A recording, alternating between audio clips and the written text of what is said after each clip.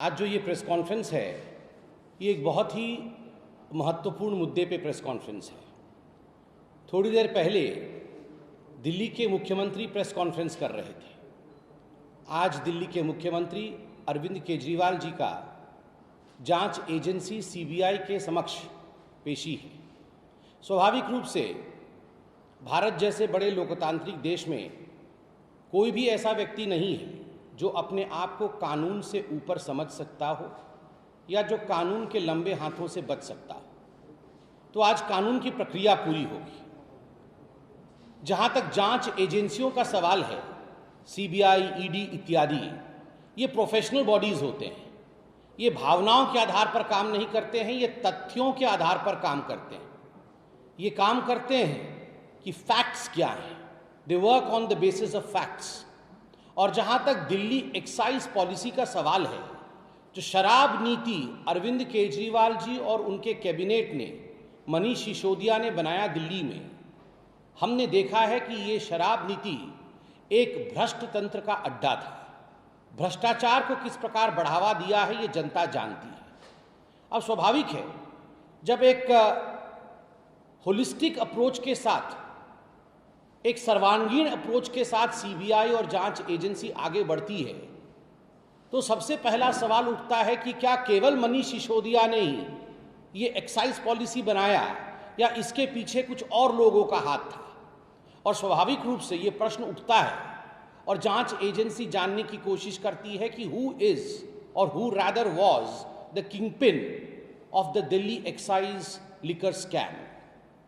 जो Delhi excise scam, जो शराब नीति बनाई गई और ये जो भ्रष्टाचार हुआ है, उसके पीछे सरगना कौन है, कौन इसके पीछे दिमाग लगाए हुए है, यह सीबीआई और जांच एजेंसीज इसके जड़ तक पहुंचने की कोशिश करती है। और बहुत कुछ तथ्य आज जनता के समक्ष पब्लिक डोमेन में मौजूद है।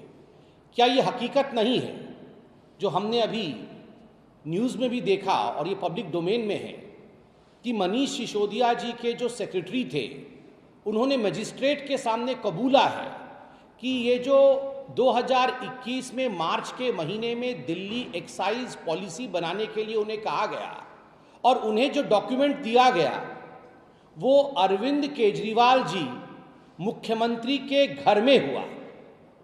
मुख्यमंत्री जी के घर पर मनीष सिसोदिया जी के सेक्रेटरी को ये सारे डॉक्यूमेंट दिए गए कि ये एक्साइज पॉलिसी है और इसे लागू कराना है। तो स्वाभाविक है, अगर मजिस्ट्रेट के सामने ऐसा बयान दिया गया है तो पूछताछ तो होगी। Who was the driving force behind this scam? ये जो शराब का स्कैम हुआ है दिल्ली में, उसके पीछे ड्राइविंग फोर्स कौन है, ये तथ्यों के आधार पर जरूर सीबीआई सामने लाने की कोशिश करेगी।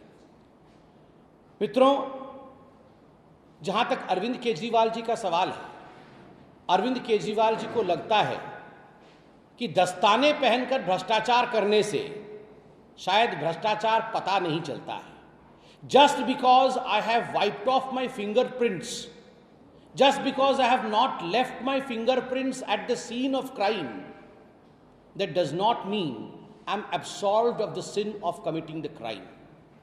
मैंने दस्ताने पहन रखे हैं और मैंने मौकाए वारदात पर उंगलियों के निशान नहीं छोड़े हैं, उसका अर्थ यह नहीं होता है कि मैंने जुर्म नहीं किया है। अरविंद केजरीवाल जी, आपने मनीष सिसोदिया के दस्ताने पहन करके भ्रष्टाचार किया, शराब नीति में घोटाला किया। स्वाभाविक रूप से अब मौका आ गया है कि दस्ताने उतरने चाहिए। The gloves should be of and the country should know the hands which were responsible for massive corruption in the excise policy scam in Delhi. बंधुगण, पब्लिक डोमेन में एक और बहुत महत्वपूर्ण विषय है। वह विषय है विजय नायर का। ये विजय नायर कौन है? ये विजय नायर आम आदमी पार्टी का कम्युनिकेशन का है। और ये जो दिल्ली की शराब नीति है, ये जो शराब घोटाला हुआ है, उस घोटाले का एक बहुत अहम कड़ी है। अभी थोड़े दिन पहले आप सभी ने न्यूज़ में देखा होगा कि ईडी ने, एनफोर्समेंट डायरेक्टरेट जो एक जांच एजेंसी है, इस एनफोर्समेंट डायरेक्टरेट के चार्जशीट में उन्होंने स्पष्ट रूप से लिखा कि ये जो विजय नायर है, उसने मीटिंग फिक्स करने की कोशिश की अरविंद केजरीवाल और समीर महेंद्रू। ये जो समीर महेंद्रू है, ये एक बहुत बड़ा सरगना है इस पूरे दिल्ली एक्साइज स्कैम का, और एक बहुत बड़ी निजी कंपनी का मालिक है जो एक्साइज स्कैम में, शराब घोटाले में जो सम्मिलित था।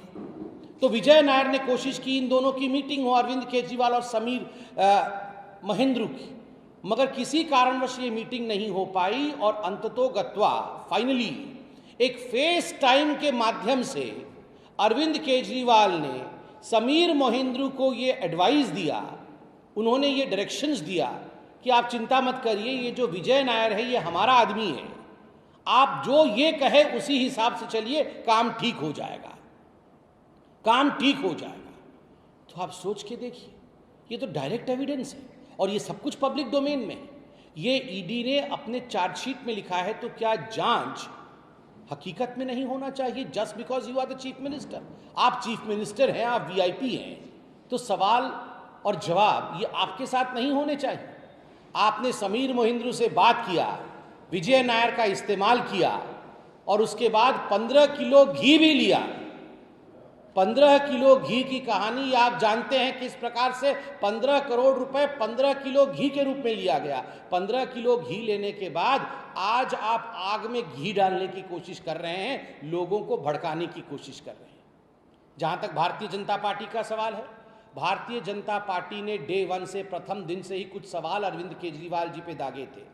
हमें नहीं पता सीबीआई अरविंद केजरीवाल जी से क्या सवाल पूछेगी, ये जांच एजेंसी और अरविंद केजरीवाल के बीच का विषय है। अरविंद केजरीवाल जी शाम को जरूर बताएंगे, मगर हम बार बार 6 सवाल अरविंद केजरीवाल जी से पूछ रहे हैं और अरविंद केजरीवाल जी एक भी सवाल का सटीक जवाब नहीं दे रहे।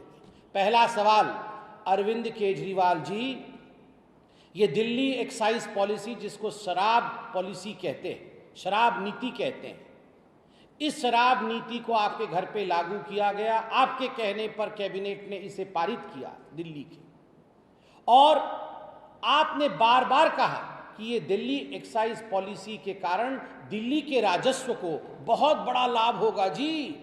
इससे पहले आज तक जितना लाभ नहीं हुआ था, ये सारे दिल्ली एक्साइज पॉलिसी के कारण लाभ हो जाएगा, मगर 3000 करोड़ रुपए का नुकसान हुआ और दिल्ली एक्साइज पॉलिसी को आपको वापस लेना पड़ा।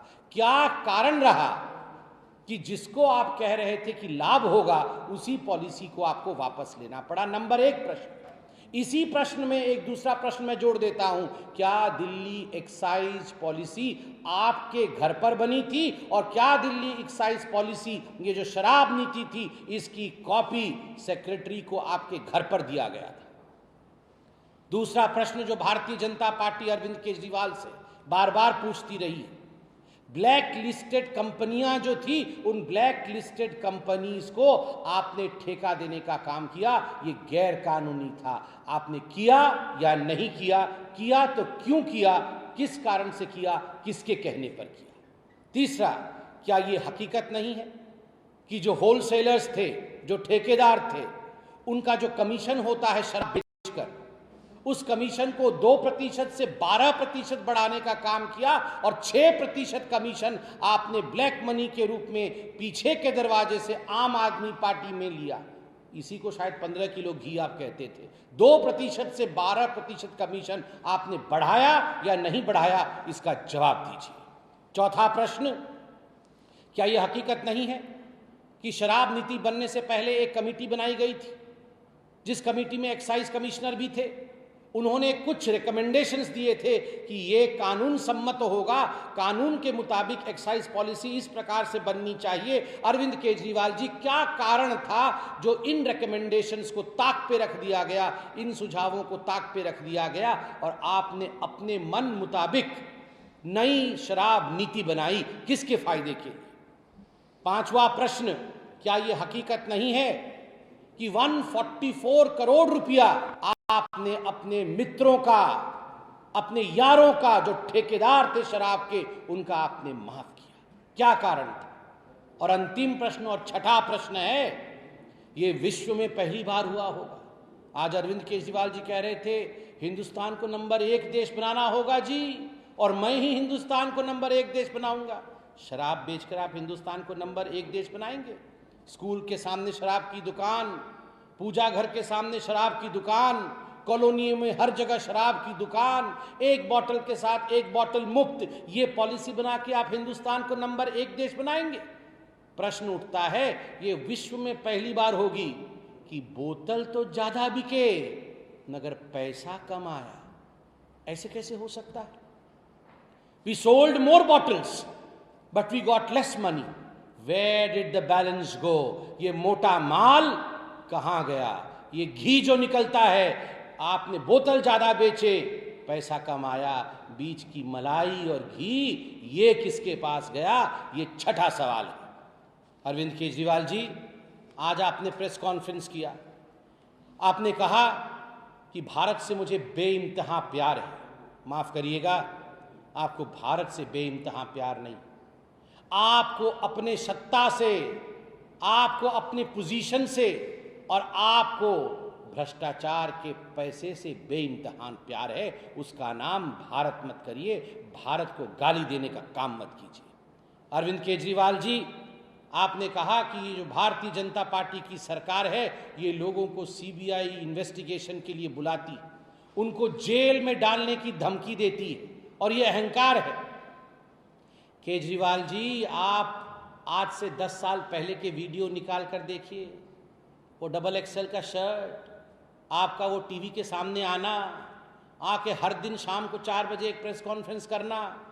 देश में ऐसा कोई नेता नहीं बचा था, लालू प्रसाद यादव, सोनिया गांधी, राहुल गांधी और तो और देश के राष्ट्रपति प्रणब मुखर्जी जी तक को आपने नहीं छोड़ा था। आपने कहा था ये सारे भ्रष्ट हैं जी।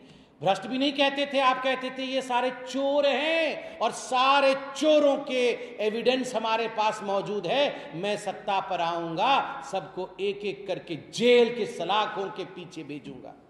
आप तो जेल के सलाखों के पीछे, आप सत्ता में थे नहीं।